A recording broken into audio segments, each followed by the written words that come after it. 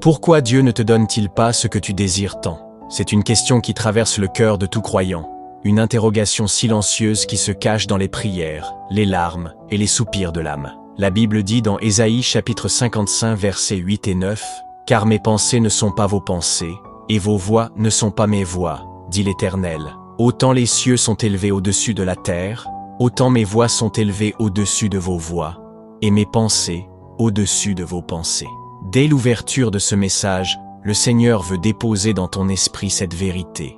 Si Dieu retient parfois ce que tu désires de tout ton cœur, ce n'est pas pour te frustrer, mais parce que ses plans dépassent ton imagination. Et ses bénédictions ne se limitent pas à tes demandes présentes. Alors je t'invite à rester attentif jusqu'au bout de ce message, car ce que tu vas entendre peut transformer non seulement ta compréhension, mais aussi ta manière de prier, ta façon de marcher avec le Seigneur et ta vision de ton avenir. Je t'encourage à aimer cette vidéo, à t'abonner si ce n'est pas encore fait, et à activer la cloche de notification pour ne pas manquer les prochaines révélations spirituelles que nous partageons ici. Écris en commentaire cette phrase clé comme une déclaration de foi. Seigneur, je choisis de faire confiance à tes plans, même quand mes désirs ne sont pas exaucés. Ton engagement, même à travers ces quelques mots, ouvre une porte pour que la parole s'enracine plus profondément dans ton cœur. Peut-être te retrouves-tu aujourd'hui dans une saison où tu pries avec intensité, où tu demandes quelque chose que tu crois essentiel à ton bonheur, à ta stabilité ou même à ta survie, et tu constates un silence douloureux. Tu regardes les autres recevoir ce qu'ils demandent. Tu observes des portes s'ouvrir pour tes proches. Tu entends des témoignages d'exaucement autour de toi. Mais toi, tu restes avec une attente non comblée. Et dans ce silence, une voix subtile peut venir semer le doute. Dieu t'a-t-il oublié? Ton désir est-il trop insignifiant pour qu'il s'en occupe? Ou pire encore, as-tu fait quelque chose qui te prive de sa bénédiction? Mon frère, ma sœur, écoute. Ces questions sont des flèches que l'ennemi utilise pour t'éloigner de la confiance que tu devrais placer en ton Père céleste. Mais la vérité que tu vas découvrir aujourd'hui, c'est que Dieu ne te refuse pas par indifférence. Il te prépare par amour. L'introduction à ce message est comme une clé spirituelle qui va t'ouvrir des portes. Pourquoi Dieu retient-il parfois ce que tu désires le plus? Parce qu'il est en train de bâtir en toi une capacité plus grande que ce que tu crois. Regarde l'histoire de Joseph dans la Genèse. Il avait reçu un rêve où il voyait les étoiles et les gerbes se prosterner devant lui. Mais ce rêve ne s'est pas accompli immédiatement. Avant de s'asseoir sur le trône d'Égypte, Joseph a été trahi par ses frères, vendu comme esclave, injustement emprisonné. Si Dieu lui avait donné directement ce qu'il désirait, la réalisation de son rêve, Joseph n'aurait pas eu la maturité, la sagesse, ni la force intérieure pour gouverner un peuple et sauver des nations entières. De la même manière, ce que tu crois être un refus est peut-être une préparation. Dieu n'agit pas selon ton calendrier, mais selon l'éternité. Dans cette vidéo, nous allons explorer ensemble les raisons spirituelles, profondes et bibliques qui expliquent pourquoi Dieu ne te donne pas immédiatement ce que tu désires tant. Tu vas découvrir que derrière chaque silence se cache une stratégie céleste. Derrière chaque retard se trouve une bénédiction plus grande. Derrière chaque non apparent se cache souvent un oui divin, mais à un moment précis, au temps fixé par Dieu. Nous allons plonger dans les Écritures, examiner les exemples des patriarches, des prophètes, des disciples et du Christ lui-même. Tu verras que ce que tu vis n'est pas une anomalie, mais un chemin que Dieu trace pour t'amener plus haut que ce que tu espérais. Je veux que tu comprennes dès maintenant que ce message ne sera pas une simple méditation, c'est une révélation. Ce n'est pas une suite de belles paroles, mais un instrument que Dieu utilise pour répondre aux soupirs cachés de ton cœur. Ce n'est pas par hasard que tu es tombé sur cette vidéo, c'est une rencontre divine. Alors je t'invite à rester connecté, à ouvrir ton cœur, à déposer tes inquiétudes et tes frustrations aux pieds du Seigneur, et à dire intérieurement, « Seigneur, parle-moi aujourd'hui, révèle-moi pourquoi mes désirs semblent suspendus. » Cette posture va préparer ton âme à recevoir non seulement des réponses, mais aussi une paix qui dépasse l'entendement. Et souviens-toi, chaque parole que tu entendras est destinée à produire en toi une transformation.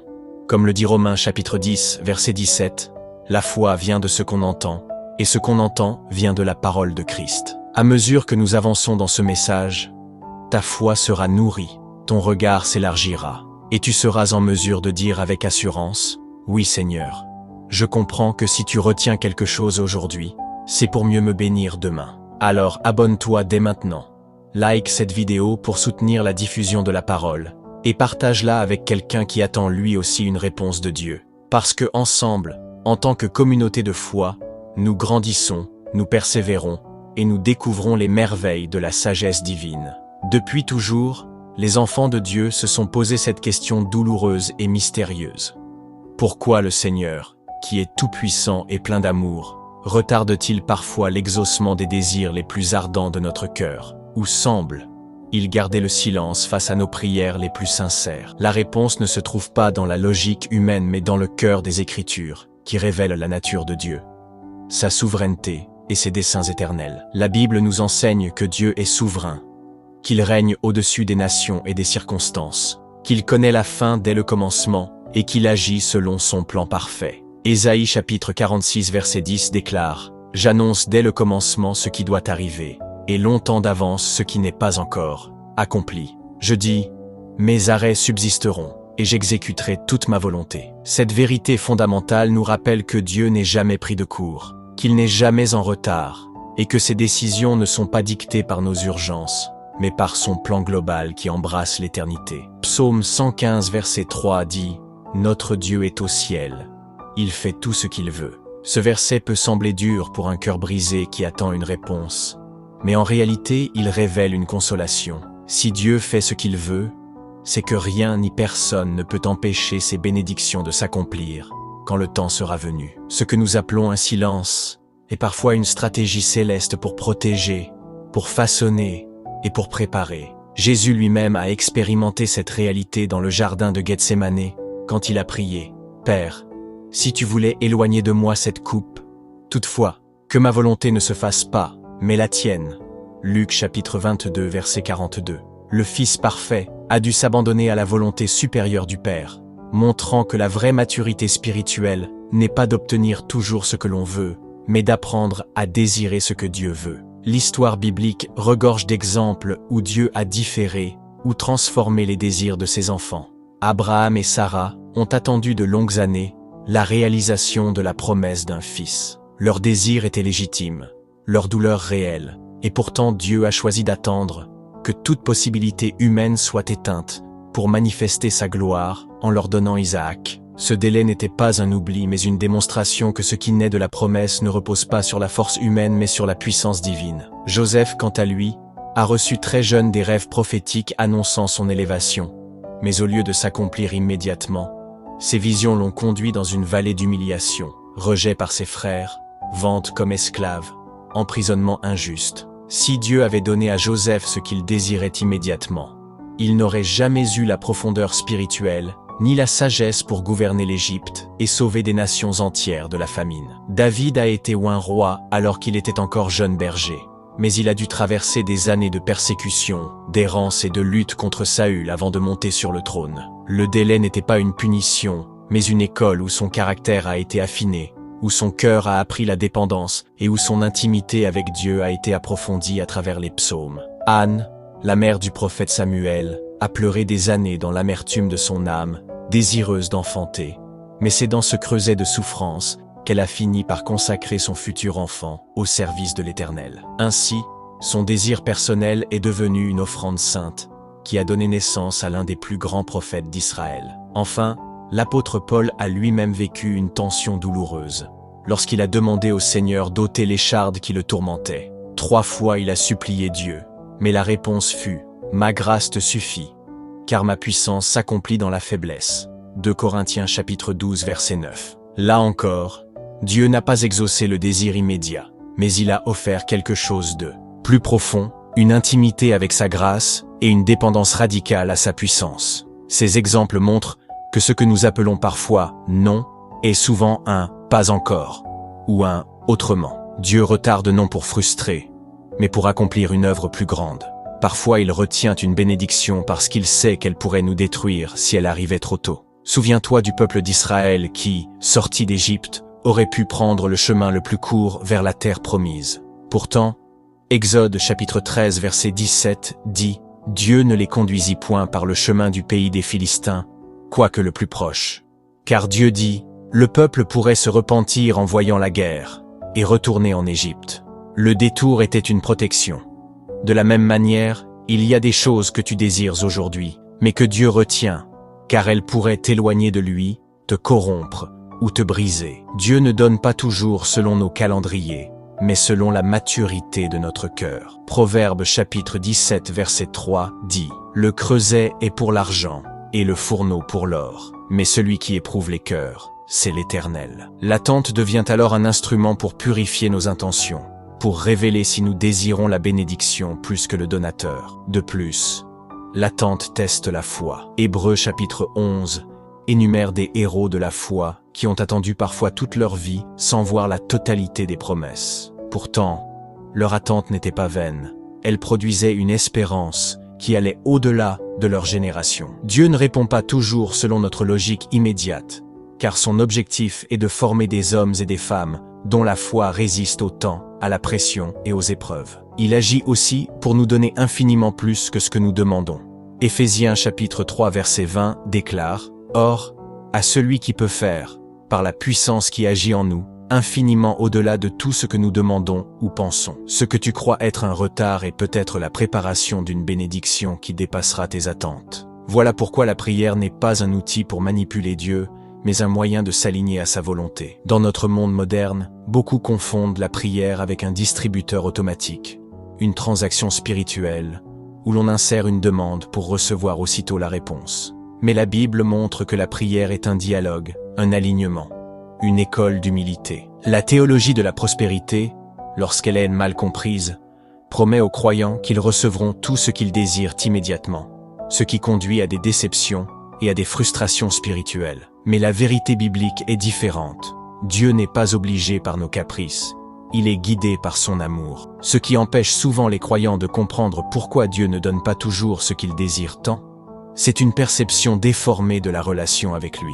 Beaucoup approchent Dieu comme un distributeur, où la prière devient une monnaie d'échange, oubliant que la véritable finalité de la vie chrétienne n'est pas de recevoir tout ce que l'on désire, mais d'être transformé à l'image de Christ. Dans notre époque marquée par l'instantanéité et la comparaison, nous croyons parfois que le retard divin est une injustice. Mais Dieu utilise l'attente comme une pédagogie, une école du cœur, un laboratoire de foi. Psaume chapitre 40 verset 1 dit « J'ai attendu patiemment l'Éternel, et il s'est penché vers moi, il a écouté mes cris. » Ce verset souligne deux choses, l'attente et l'écoute. L'attente nous apprend la patience et l'écoute de la voix de Dieu, tandis que l'exaucement nous rappelle que son oreille n'est jamais sourde à nos prières. L'attente n'est pas un vide, c'est une saison où Dieu travaille silencieusement dans les coulisses de notre vie. Cette pédagogie divine se manifeste dans trois dimensions. La première, c'est la formation spirituelle. Dieu ne veut pas seulement nous bénir,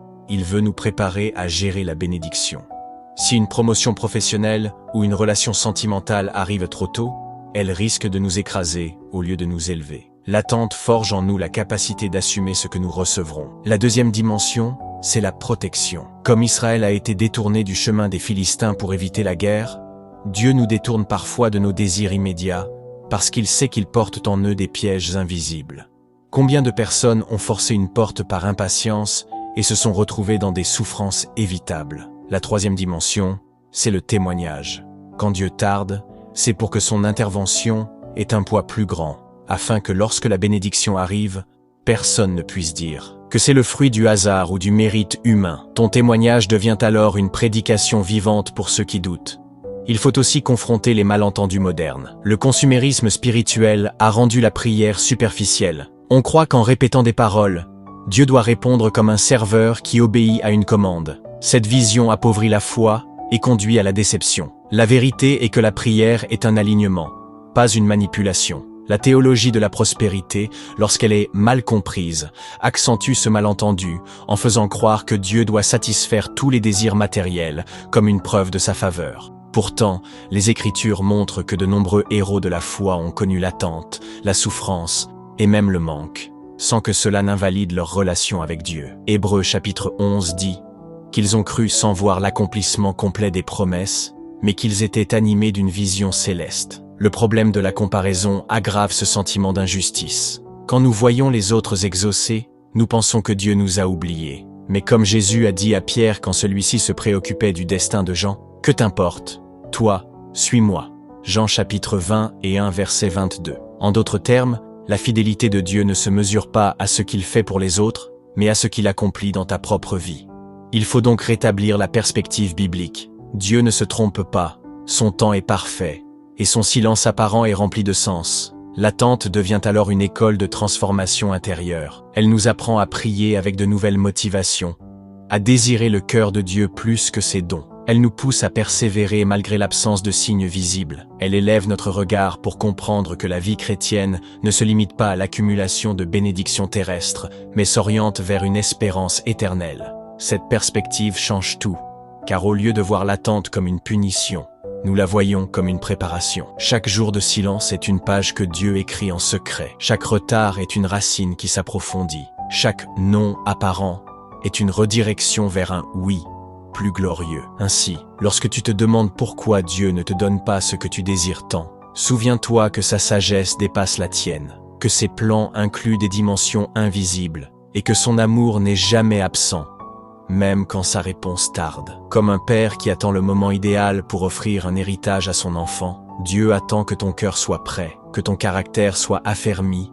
et que ta foi soit enracinée. Et quand le temps fixé arrivera, tu comprendras que l'attente n'a pas été une perte, mais un gain. Cette vérité ouvre la porte vers la suite de notre exploration. Nous allons maintenant plonger dans les principes bibliques concrets qui expliquent en profondeur pourquoi Dieu agit ainsi. Prépare ton cœur, car dans la section suivante, tu découvriras 10 clés spirituelles qui vont éclairer ton chemin, fortifier ta foi et transformer ta vision de la prière et de l'exaucement. Reste attentif, car ce que nous allons partager ensuite ne sera pas seulement une explication, mais une révélation capable de changer ta marche avec Dieu. Dans cette section, nous allons plonger dans les profondeurs de la parole pour découvrir 10 principes bibliques fondamentaux qui expliquent pourquoi Dieu ne donne pas toujours immédiatement ou exactement ce que nous désirons tant. Et chacun de ces principes est une clé de compréhension qui ouvre une porte spirituelle. Le premier principe est que Dieu connaît la fin dès le commencement. Ésaïe chapitre 46 verset 10 déclare « J'annonce dès le commencement ce qui doit arriver,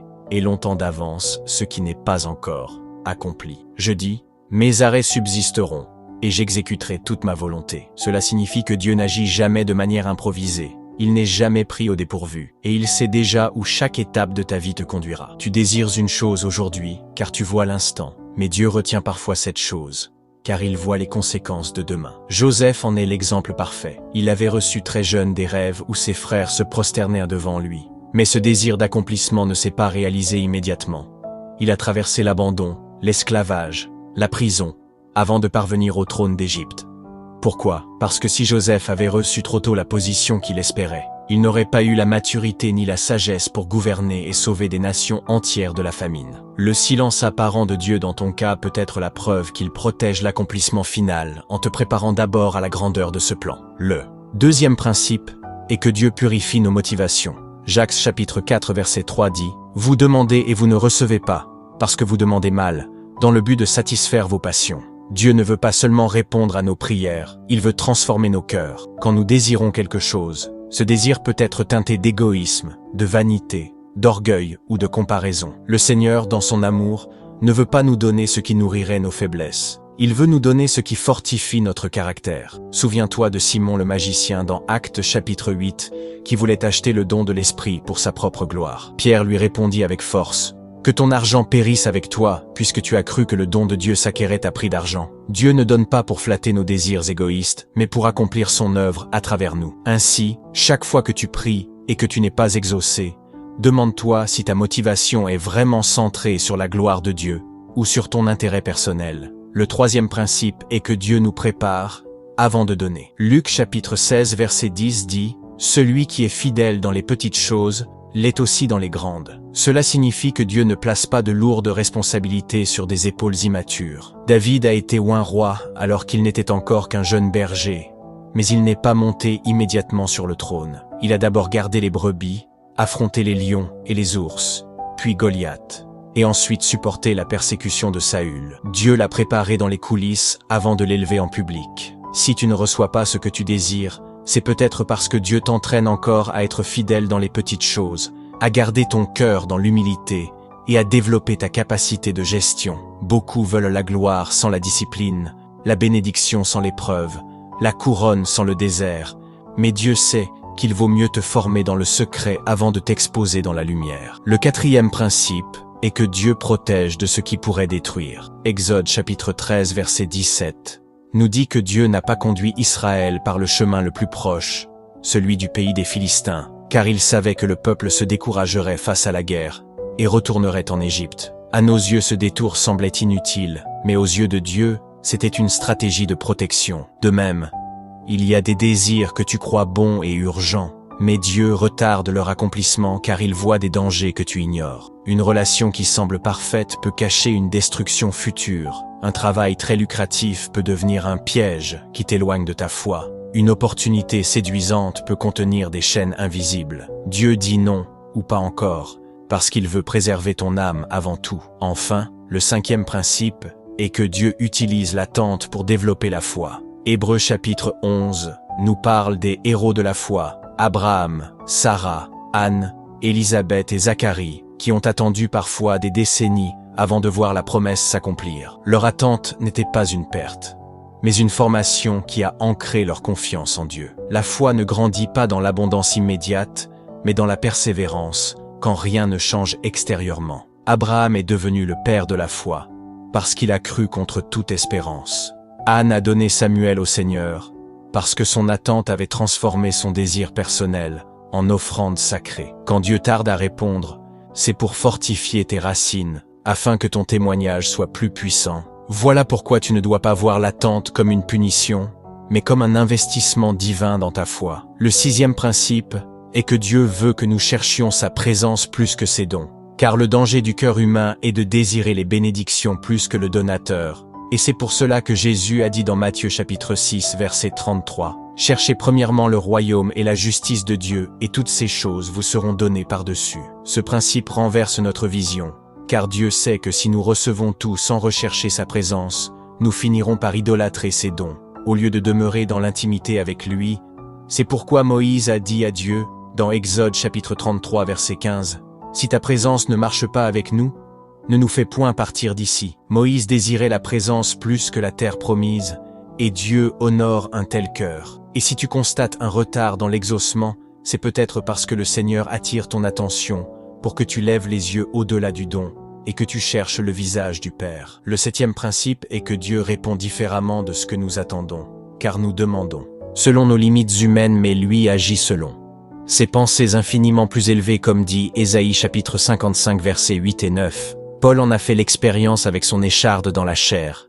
Il pria 3 fois que Dieu l'en délivre, mais la réponse fut « Ma grâce te suffit, car ma puissance s'accomplit dans la faiblesse. » Paul voulait une délivrance immédiate. Dieu lui a donné une grâce permanente et plus profonde.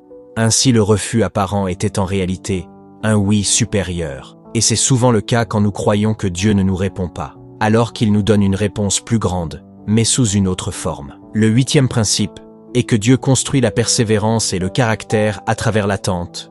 Romains chapitre 5 versets 3 à 5 dit que la tribulation produit la persévérance la victoire dans l'épreuve et cette victoire l'espérance.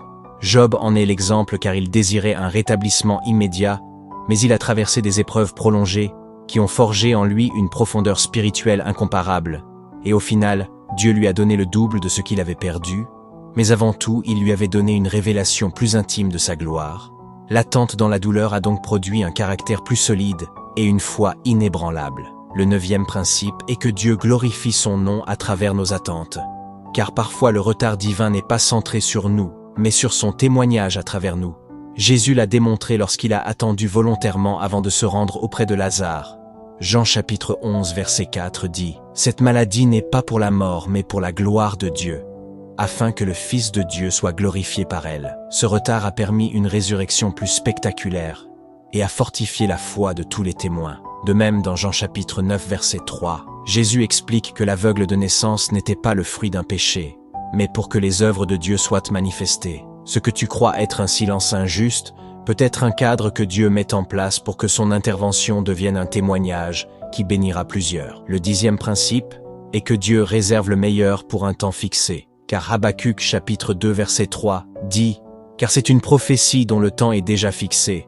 Elle marche vers son terme, et elle ne mentira pas. Si elle tarde, attends-la, car elle s'accomplira. » Le plus grand exemple est la venue du Messie. Israël a attendu des siècles, et beaucoup se sont découragés. Mais au moment parfait, Dieu a envoyé son Fils. Galates chapitre 4 verset 4 déclare « Lorsque les temps ont été accomplis, Dieu a envoyé son Fils. » Ce que tu désires aujourd'hui peut sembler en retard, mais si Dieu l'a promis, alors le temps est déjà fixé, et son calendrier est toujours parfait. En comprenant ces 10 principes, tu réalises que Dieu n'agit jamais au hasard, que son silence n'est jamais vide, et que ses délais sont toujours chargés d'un but plus grand.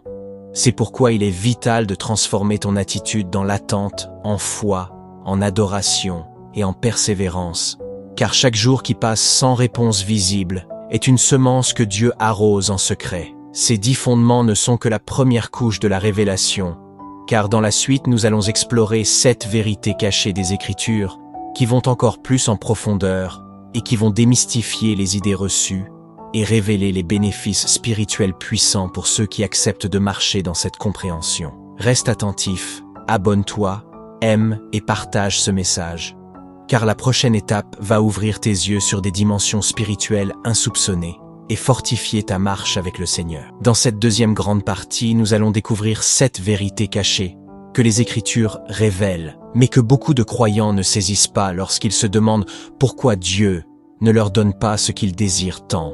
Et ces vérités ne sont pas de simples idées, mais des révélations qui peuvent libérer ton cœur et transformer ta marche spirituelle. Jésus lui-même a dit dans Jean chapitre 16 verset 12 « J'ai encore beaucoup de choses à vous dire, mais vous ne pouvez pas les porter maintenant. » Cela signifie que certaines dimensions de la vérité divine exigent une maturité et une préparation pour être comprises et acceptées. Les 10 principes étudiés précédemment ont posé les bases, mais ici, nous allons pénétrer dans un terrain plus profond, où le Saint-Esprit dévoile des réalités spirituelles qui ne sont pas toujours évidentes à la chair. La première vérité cachée est que Dieu dit parfois « non » pour t'éviter une idole. L'homme est naturellement enclin à transformer ses désirs en absolu, à vouloir s'accrocher à une bénédiction au point de l'aimer plus que Dieu lui-même, et le Seigneur qui sonde les cœurs sait quand une demande risque de devenir une idole. C'est pourquoi dans Exode chapitre 20, verset 3, Dieu déclare « Tu n'auras pas d'autre Dieu devant ma face ». Israël a désiré un roi comme les autres nations,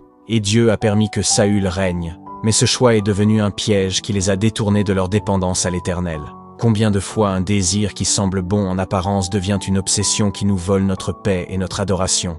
Dieu dit non ou retarde, car il sait que tu es sur le point de mettre cette chose au-dessus de lui, et son amour jaloux te protège de l'idolâtrie. La vraie question est, si Dieu ne m'accordait jamais cela, pourrais-je encore l'aimer de tout mon cœur? Le silence de Dieu est parfois une alerte céleste qui révèle que ton désir est en train de prendre la place de Dieu dans ton cœur. La deuxième vérité cachée est que Dieu retarde pour t'aligner avec sa mission. Jérémie chapitre 29, verset 11 dit « Car je connais les projets que j'ai formés sur vous, projets de paix et non de malheur, afin de vous donner un avenir et de l'espérance. » Ce verset montre que Dieu ne travaille pas pour notre confort immédiat, mais pour l'accomplissement de son dessein éternel. Jonas voulait fuir loin de la mission divine et poursuivre son propre désir, mais Dieu a permis la tempête et le grand poisson pour le ramener à sa volonté. Paul désirait annoncer l'évangile en Asie, mais l'Esprit l'en a empêché pour le rediriger vers la Macédoine où se trouvait son véritable champ de mission. Actes chapitre 16 versets 6 à 10. De la même manière, tu peux désirer quelque chose qui n'est pas en contradiction avec la parole. Mais si ce désir n'est pas aligné avec la mission que Dieu a placée sur ta vie, le Seigneur le retarde afin que tu ne t'écartes pas de ton appel. Le refus ou le silence de Dieu est en réalité un redéploiement stratégique. Une main invisible qui ferme une porte pour t'en ouvrir une autre. Car ce qui compte, ce n'est pas que tu réalises tes envies, mais que tu accomplisses ton appel. La troisième vérité cachée est que Dieu utilise l'insatisfaction pour te pousser plus haut. C'est une stratégie divine souvent méconnue. Dieu permet parfois une frustration sainte, un manque persistant, pour que tu ne t'installes pas dans la médiocrité spirituelle. Anne en est l'exemple vivant. Son désir d'enfant non exaucé pendant des années l'a conduite à un cri profond devant l'Éternel au temple de Silo. Et ce cri a donné naissance non seulement à un enfant, mais à un prophète qui allait changer le destin d'Israël. De même, les disciples avaient passé toute la nuit à pêcher sans rien prendre. Et Jésus a utilisé cette frustration pour les conduire à un miracle de surabondance qui a changé leur vision et leur vocation. Dieu n'exauce pas immédiatement pour briser la stagnation, pour t'arracher à une foi superficielle et pour t'emmener dans une dimension plus élevée de prière, de jeûne, de consécration et de dépendance. L'insatisfaction devient alors une invitation à te rapprocher davantage du Seigneur, à passer de la simple routine religieuse à une recherche brûlante de sa présence. Ce que tu vois comme un manque est peut-être une provocation divine pour que tu ne t'arrêtes pas en chemin, mais que tu grimpes plus haut sur la montagne de la révélation. La quatrième vérité cachée est que Dieu te cache parfois une bénédiction pour qu'elle ne soit pas volée par l'ennemi, car Jésus dit dans Jean chapitre 10 verset 10 que le voleur ne vient que pour dérober, égorger et détruire, mais lui est venu pour que les brebis aient la vie et qu'elle l'ait en abondance. Et si Dieu exauçait certains désirs trop tôt, cela exposerait ta bénédiction aux attaques de Satan. C'est pourquoi il choisit parfois de la garder voilée, jusqu'au temps où tu es assez fort spirituellement pour la protéger, comme Jésus qui demandait à ses disciples de ne pas révéler encore son identité messianique, car le temps n'était pas venu, ou comme Moïse caché 3 mois par ses parents afin d'échapper au décret meurtrier de Pharaon. Ainsi ce que tu crois être un retard est en fait une couverture spirituelle qui garde ton héritage hors de portée de l'ennemi. Et il est vital de comprendre que le silence de Dieu peut être sa manière de protéger ton futur contre des forces invisibles. La 5e vérité cachée est que Dieu veut que ton témoignage serve aux autres, car ce que tu traverses aujourd'hui n'est pas seulement pour toi, mais pour devenir une source d'espérance et de consolation pour ceux qui viendront après toi. Paul le dit dans 2 Corinthiens chapitre 1 verset 4. Il nous console dans toutes nos afflictions, afin que par la consolation dont nous sommes l'objet de la part de Dieu, nous puissions consoler ceux qui se trouvent dans quelque affliction. Ainsi ton exaucement différé devient une semence de foi pour d'autres. Comme la résurrection de Lazare qui a fortifié la foi des disciples et glorifié publiquement Jésus, ou comme Joseph qui a dit à ses frères dans Genèse chapitre 50 verset 20, « Vous aviez médité de me faire du mal, Dieu l'a changé en bien, pour accomplir ce qui arrive aujourd'hui. » Pour sauver la vie d'un peuple nombreux, ton histoire devient alors un canal de bénédiction qui dépasse ta propre personne et s'étend à une multitude. Et cela explique pourquoi parfois Dieu ne se presse pas, car il écrit un témoignage destiné à bénir les nations. La 6e vérité cachée est que Dieu attend parfois que tu abandonnes totalement, car tant que tu t'accroches à ton désir comme une condition absolue de ton bonheur, Dieu retient sa main pour t'enseigner la soumission et l'abandon.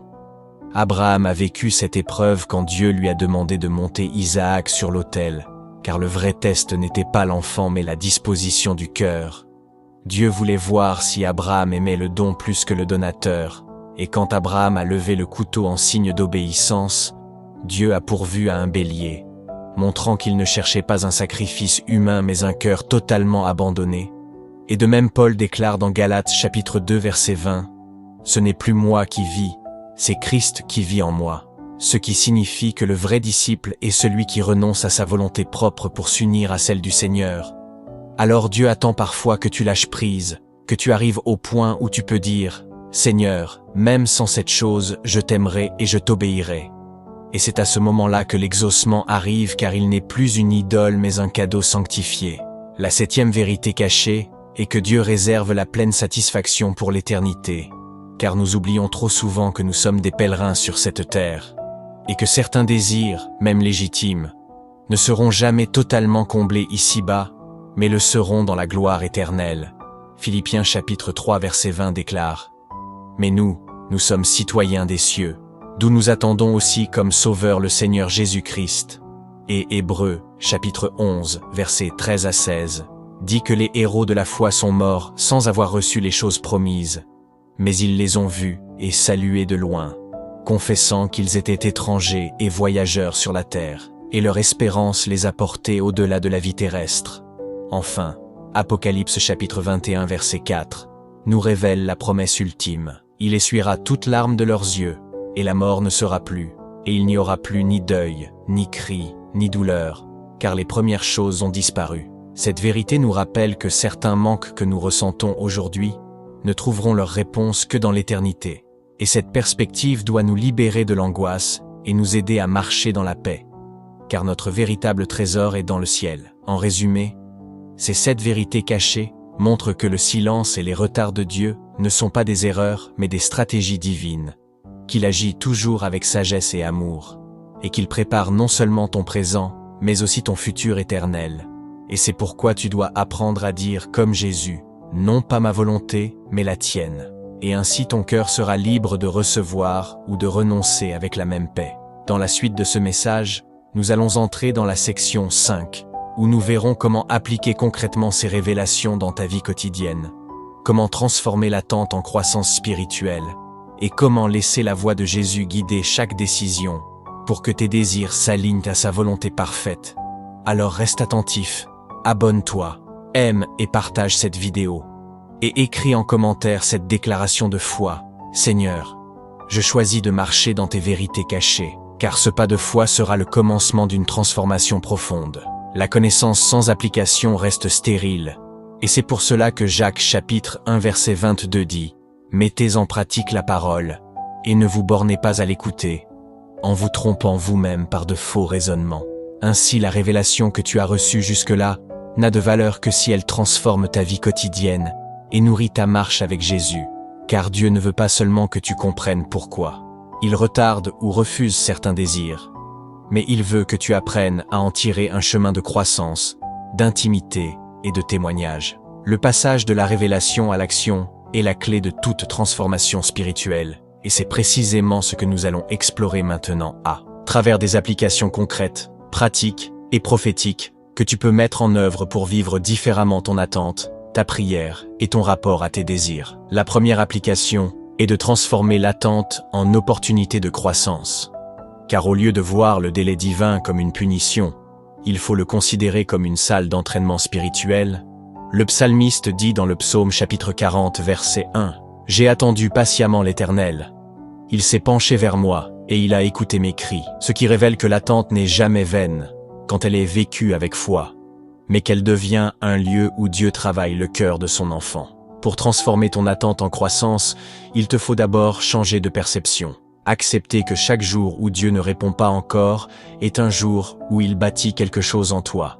Puis il faut développer la patience et la persévérance comme Abraham et Sarah qui ont attendu des décennies l'enfant promis. Et pourtant cette attente a creusé en eux une dépendance totale envers l'Éternel. Et de même tu peux pratiquer des choses simples comme écrire tes prières, tenir un journal spirituel, noter tes progrès dans la foi pour voir comment Dieu agit, même en silence. L'attente devient ainsi un moyen de renforcer ta foi, car au lieu de laisser ton cœur s'affaiblir, tu le nourris en méditant les promesses bibliques, en proclamant les versets chaque jour, en partageant ton espérance avec d'autres, car témoigner publiquement de ta foi même avant l'exaucement est un acte prophétique qui prépare le terrain du miracle. Et enfin, il faut apprendre à écouter Dieu dans le silence, en te tenant régulièrement devant lui sans rien demander, simplement en disant « Seigneur, que veux-tu m'enseigner dans ce délai ?» Car le silence est parfois plus parlant que des milliers de mots, et Dieu profite de ces moments pour imprimer dans ton esprit des leçons invisibles. La deuxième application est de prier avec des motivations purifiées, car beaucoup de désirs sont légitimes, mais contaminés par des motivations égoïstes ou charnelles. Et Jacques chapitre 4 verset 3 le dit clairement. Vous demandez et vous ne recevez pas parce que vous demandez mal, dans le but de satisfaire vos passions. Ainsi Dieu parfois retarde ou refuse, car il veut t'apprendre à prier pour sa gloire et non pour ton ego. Examiner son cœur avant de demander devient donc essentiel. Il faut se poser la question. Pourquoi est-ce que je demande cette chose? Est-ce pour m'élever moi-même, pour prouver quelque chose aux autres? Ou est-ce vraiment pour servir Dieu et aimer les autres? Aligner ses désirs à la gloire de Dieu est le secret d'une prière exaucée. Anne en est l'exemple parfait car son désir d'enfant est devenu une offrande consacrée au Seigneur. Et c'est ainsi que Samuel est né. Non comme un simple fils, mais comme un prophète. Dans ta prière, tu peux transformer ton désir en offrande en disant « Seigneur, si tu me donnes cela, ce sera pour te glorifier et bénir ton peuple. » Et Dieu écoute ce type de prière parce qu'elle s'aligne à son royaume. Une pratique puissante est de prier avec les psaumes, car ils aident à purifier les motivations, à centrer le cœur sur Dieu et à exprimer des demandes empreintes de foi et d'humilité. Enfin, il faut développer l'humilité en reconnaissant que Dieu sait mieux que toi ce qui est bon pour ta vie. Apprendre à dire « que ta volonté soit faite », sans amertume mais avec confiance, car c'est le signe d'un cœur mature. Tu peux même témoigner de tes combats intérieurs et dire à d'autres combien tu as appris à abandonner tes propres volontés, car ce témoignage inspire et purifie ton cheminement. La troisième application est de cultiver l'intimité avec Dieu au-delà des dons, car beaucoup cherchent la main de Dieu, mais oublient son visage. Et Jésus a dit dans Matthieu chapitre 6, verset 33, « Cherchez premièrement le royaume et la justice de Dieu, et toutes ces choses vous seront données par-dessus. » Ce qui signifie que la priorité n'est pas de courir après les bénédictions, mais après sa présence. Ainsi, celui qui veut expérimenter la vraie plénitude doit apprendre à aimer Dieu pour lui-même, et non pour ce qu'il donne. Concrètement, tu peux consacrer un temps quotidien de prière et d'adoration sans rien demander, simplement en déclarant ton amour pour le Seigneur, et tu découvriras que sa présence suffit à combler les vides que tu pensais remplir par des exaucements. Développe aussi une vie de louange même dans l'épreuve, comme Paul et Silas qui chantèrent des hymnes en prison, selon Actes chapitre 16 verset 25. Leur louange a ouvert les portes de la prison et a brisé les chaînes, preuve que louer Dieu dans la douleur libère une puissance spirituelle incomparable. Le jeûne peut aussi devenir un outil d'intimité et non de marchandage, un jeûne relationnel où tu dis « Seigneur, je jeûne non pour obtenir quelque chose plus, pour être plus proche de toi ». Et dans ce processus, ton identité en Christ se renouvelle. Tu comprends que tu es déjà béni de toutes sortes de bénédictions spirituelles dans les lieux célestes, selon Éphésiens chapitre 1 verset 3, et que rien ne peut enlever cette richesse. La quatrième application est de tenir ferme dans les épreuves, car ce qui fait la différence entre ceux qui se découragent et ceux qui triomphent, ce n'est pas l'absence de combat, mais la capacité à persévérer. Paul dit dans Romains chapitre 5 versets 3 à 5, que la tribulation produit la persévérance la victoire et la victoire l'espérance. Ainsi, chaque épreuve est une opportunité de devenir plus fort. Apprends à te réjouir, même dans l'épreuve en déclarant comme Job, « L'Éternel a donné, l'Éternel a repris. Que le nom de l'Éternel soit béni. » Et cette attitude transforme ta souffrance en adoration. Développe la résilience spirituelle comme David dans les cavernes de l'errance. Il écrivait des psaumes de confiance même quand Saül le poursuivait pour le tuer. Preuve que la prière sincère dans les moments sombres fortifie l'âme. Pour t'aider, écris tes combats et tes victoires dans un carnet. Ainsi tu verras que Dieu n'a jamais cessé d'agir, même dans le silence. N'oublie pas l'importance de la communauté, car l'ennemi cherche à isoler, mais partager tes luttes avec des frères et sœurs dans la foi est une protection et une source de soutien. Enfin, proclame des déclarations de foi chaque jour. Prends des versets et transforme-les en confession personnelle, car la parole de la foi bâtit ton esprit. La cinquième application est de témoigner pour inspirer d'autres, car ton histoire n'est pas seulement pour toi. Paul dit dans 2 Corinthiens chapitre 1 verset 4 que Dieu nous console afin que nous puissions consoler d'autres. Et ainsi ton parcours, même incomplet, peut être une source de courage pour quelqu'un d'autre. Comprends que ton attente a une valeur prophétique, que même sans exaucement immédiat, le fait de témoigner de ta persévérance est un signe puissant de foi. Exactement comme Joseph qui, après des années d'épreuves, a pu dire à ses frères que Dieu avait transformé leur mal en bien pour sauver un peuple nombreux. Pratiquement, tu peux écrire ton témoignage, le partager dans un groupe de prière, ou même sur une plateforme, et tu verras que ta parole deviendra une semence dans le cœur de ceux qui doutent. Pour sceller cette section, je veux te raconter une histoire inspirée des cieux. Imagine un croyant qui priait chaque nuit avec larmes demandant à Dieu une bénédiction précise. Il croyait que Dieu l'ignorait, mais dans le ciel, les anges discutaient avec le Seigneur et lui disaient « Pourquoi tardes-tu à répondre à ton enfant ?» Et Dieu leur montrait les pages du livre de sa vie en disant « S'il recevait cette bénédiction maintenant, elle se perdrait ou elle le détournerait, mais je la garde pour le moment où elle servira à sauver non seulement sa maison, mais aussi plusieurs autres. » Et pendant que ce croyant priait sans relâche, Dieu façonnait son cœur, augmentait sa foi et préparait les circonstances jusqu'au jour où la bénédiction est descendue comme une pluie abondante. Et alors le croyant comprit que le retard n'était pas une cruauté, mais une grâce qui avait transformé son cœur et multiplié l'impact de sa bénédiction. Cette parabole illustre la réalité invisible de ton propre chemin.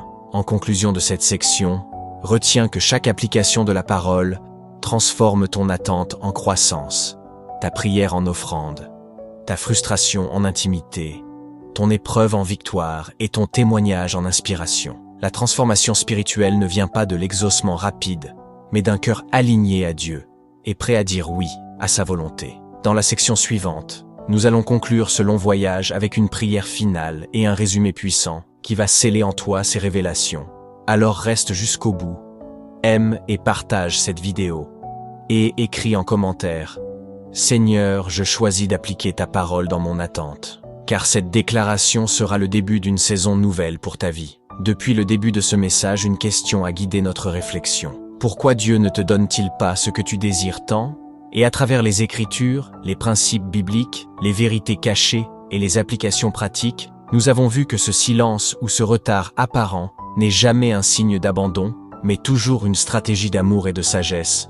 Et pour conclure ce voyage, il est essentiel de rassembler toutes ces révélations en un seul regard pour que ton cœur soit fermement établi dans la confiance et que ta foi sorte de cette méditation plus forte qu'au commencement. Romains chapitre 8, verset 28 déclare « Nous savons du reste que toutes choses concourent au bien de ceux qui aiment Dieu, de ceux qui sont appelés selon son dessein. » Et cette parole résonne comme le sceau de tout ce que tu as entendu. Car si tu aimes Dieu et si tu marches dans son appel, alors même ce qui te semble être un refus ou un silence est en réalité une pièce d'un puzzle divin plus grand qui conduit à ton bien et à sa gloire. Nous avons vu que Dieu est souverain et qu'il connaît la fin dès le commencement, qu'il agit selon ses voies qui dépassent nos pensées et qu'il ne se trompe jamais. Nous avons vu à travers Abraham, Joseph, David, Anne et Paul que l'attente n'était pas un oubli, mais un chemin de formation. Nous avons découvert 10 principes fondamentaux. Dieu purifie les motivations. Il nous prépare dans le secret. Il protège de ce qui pourrait nous détruire. Il bâtit notre foi dans l'attente. Il veut que nous cherchions sa présence plus que ses dons. Il répond parfois différemment de ce que nous attendons. Il construit la persévérance. Il glorifie son nom par nos retards. Et il réserve le meilleur pour un temps fixé. Puis nous avons plongé plus profondément avec 7 vérités cachées. Dieu dit parfois non pour t'éviter une idole. Il retarde pour t'aligner avec ta mission. Il utilise l'insatisfaction pour t'élever. Il cache une bénédiction pour qu'elle ne soit pas volée. Il fait de ton histoire un témoignage pour d'autres. Il attend que tu abandonnes totalement ton désir. Et enfin, il réserve la pleine satisfaction pour l'éternité. Enfin, nous avons vu comment appliquer concrètement ces vérités en transformant l'attente en croissance, en priant avec des motivations purifiées, en cultivant l'intimité avec Dieu au-delà des dons, en tenant ferme dans les épreuves et en témoignant pour inspirer d'autres. Toutes ces étapes t'ont conduit à une seule conclusion. Dieu est fidèle, et sa fidélité n'est pas mesurée par la rapidité avec laquelle il répond, mais par la profondeur de l'œuvre qu'il accomplit en toi. C'est pourquoi en ce moment, je veux que tu déclares par la foi avec moi. Seigneur, je choisis de te faire confiance, même quand mes désirs ne sont pas exaucés. Seigneur, je crois que ton silence n'est pas ton absence. Seigneur, je proclame que ton retard apparent n'est pas un refus mais une préparation. Seigneur, je confesse que ton non apparent est souvent un oui supérieur. Seigneur, je décide de marcher par la foi et non par la vue. Seigneur, je t'abandonne mes désirs et je choisis de marcher dans ton plan. Lève ta voix intérieurement et répète ces vérités, car elles brisent les chaînes de la frustration et ouvrent ton cœur à une paix nouvelle. Et souviens-toi que la vraie victoire n'est pas d'obtenir ce que tu veux quand tu le veux, mais d'apprendre à désirer ce que Dieu veut quand il le veut. Maintenant, inclinons nos cœurs dans une prière prophétique pour sceller ces révélations. Saint-Esprit, nous t'invitons à venir remplir chaque vie, chaque maison et chaque cœur qui entend cette parole. Viens répandre ta paix là où il y avait de l'amertume. Viens briser les chaînes de la comparaison et du doute. Viens enlever le fardeau de la frustration et remplacer les larmes par l'espérance. Seigneur, nous t'invoquons pour que chaque spectateur reçoive la force de persévérer dans la foi, qu'il tienne ferme même dans le silence, que son âme soit enracinée dans la confiance et que ses yeux spirituels voient au-delà du présent. Père éternel, nous t'élevons chaque désir qui n'a pas encore été exaucé, nous t'apportons chaque prière qui semble suspendue. Nous déposons tout cela sur ton autel, comme Abraham a déposé Isaac, et nous déclarons que rien n'est plus précieux que ta présence, et que ton plan, nous renonçons à l'idolâtrie de nos désirs, et nous choisissons de t'aimer au-dessus de tout. Seigneur, délivre ton peuple de la lassitude, rends-le capable de chanter comme Paul et Silas au milieu de la prison. Fortifie leur foi comme Abraham qui a cru contre toute espérance. Révèle-toi à eux comme à Job qui a dit « Mon oreille avait entendu parler de toi, mais maintenant mon œil t'a vu ». Montre à chacun que derrière l'attente se cache une grâce, derrière le retard une bénédiction plus grande, et derrière le silence une voix subtile qui dit « Je suis avec toi ». Père, nous prions que chaque spectateur expérimente une percée, mais aussi que chacun apprenne à se réjouir même avant l'exaucement, et que leur témoignage devienne une source d'encouragement pour d'autres. Seigneur, répands une onction nouvelle, une paix qui dépasse l'entendement, et une force surnaturelle pour marcher fidèlement jusqu'au bout. Maintenant je déclare sur ta vie que ce temps d'attente n'est pas une perte mais un investissement divin. Je prophétise que le Seigneur fera éclater sa gloire au moment fixé, que ton histoire servira de témoignage à beaucoup et que tu verras de tes yeux la bonté de Dieu dans le pays des vivants. Et si certains désirs ne s'accomplissent pas sur cette terre, tu découvriras un jour dans l'éternité qu'aucune larme n'a été vaine et qu'aucun sacrifice n'a été oublié. Reçois cette paix, reçois cette assurance, reçois cette joie qui ne dépend pas des circonstances, mais de la présence du Seigneur. Et maintenant je t'invite à poser un acte simple mais puissant. Commente cette phrase clé. Seigneur, je t'attendrai avec foi. Abonne-toi à cette chaîne pour continuer à recevoir des messages qui fortifieront ton âme. Aime cette vidéo pour soutenir la diffusion de la parole. Et surtout partage-la sur WhatsApp avec le plus grand nombre possible, car ce geste est plus qu'un clic. C'est une mission. C'est une manière de répandre la lumière et d'apporter une réponse divine à quelqu'un qui traverse aussi une attente douloureuse. Ensemble, formons une communauté de foi où chacun est soutenu, encouragé et édifié. Et n'oublie jamais que ton geste de partage peut changer la destinée d'une personne qui a besoin d'entendre cette parole aujourd'hui. Enfin, je conclus par une déclaration prophétique. Ton attente n'est pas une perte, c'est une préparation. Ton retard n'est pas un échec, c'est une protection. Ton silence n'est pas un vide, c'est une semence. Et au temps fixé, Dieu accomplira ce qu'il a promis. Alors, lève ta voix et dis avec moi « Amen, gloire à Dieu » et marche désormais dans la certitude que ton Père céleste t'aime, qu'il t'a entendu et qu'il agit pour ta gloire et pour ton bien éternel.